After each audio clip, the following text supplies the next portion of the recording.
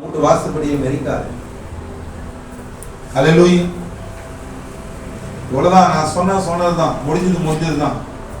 நீ சாகிற வரைக்கும் நான் வீட்டுக்கு வரமாட்டேன்.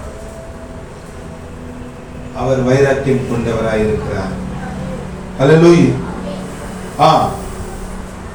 வாசிங்க 18.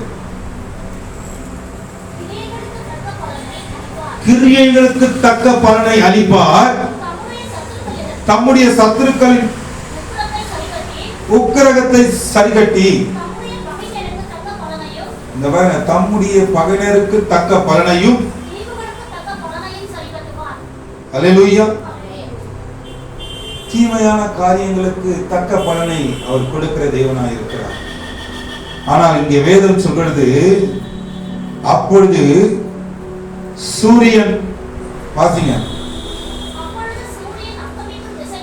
தொடங்கி கர்த்தரின் நாமத்துக்கு சூரியன் உதிக்கும் திசை தொடங்கி அவருடைய மகிமைக்கு பயப்படுவார்கள். வெள்ளம் போல் சத்துரு வரும்பொழுது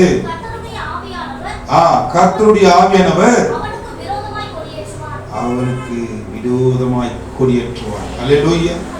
அவனுக்கு விரோதமாய் கொடியேற்றுவார். வேறு சொல்லுது பாத்தீங்கன்னா 17வது வசனத்துல, அவர் நீதியை மார்க்கவசமாய் அணிந்து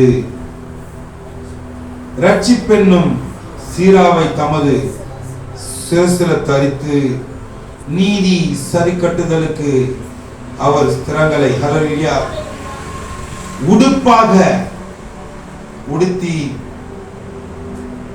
அவர் வைராக்கியத்தை சால்வையாக போர்த்திக் கொண்டார். அல்லேலூயா.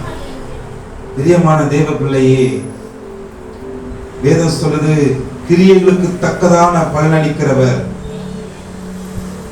தம்முடைய சத்துருக்களின் உக்கிரகத்தை சரிகட்டி தம்முடைய பகைஞருக்கு தக்கதான பலனையும்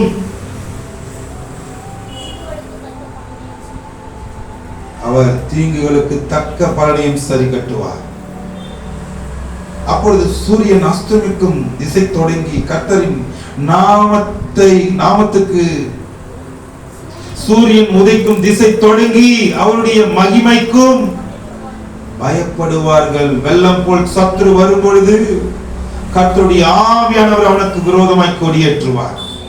விசுவாசிக்கிறீங்களா? கர்த்தருடைய ஆவியானவர் கொடியேற்றுவார்.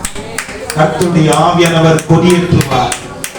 இந்த கர்த்தருடைய ஆவியானவர் நமக்குள் இருக்கும் பொழுது நம் பாவங்களையும் நம் குற்றங்களையும் நமக்கு ஹல்லேலூயா அறிவிக்கும்படியாக நம்முடைய இருதயம் ஏற்றுக்கொள்ளாதபடி ஹல்லேலூயா குத்திக் கொண்டே இருப்பார். சத்துரு உள்ள வந்துருவான். இது உண்மையா இல்லையாங்க? எத்தனை பேர் லைஃப்ல நடந்திருக்கு? நான் ஒரு பாவம் செஞ்சிட்டேன்,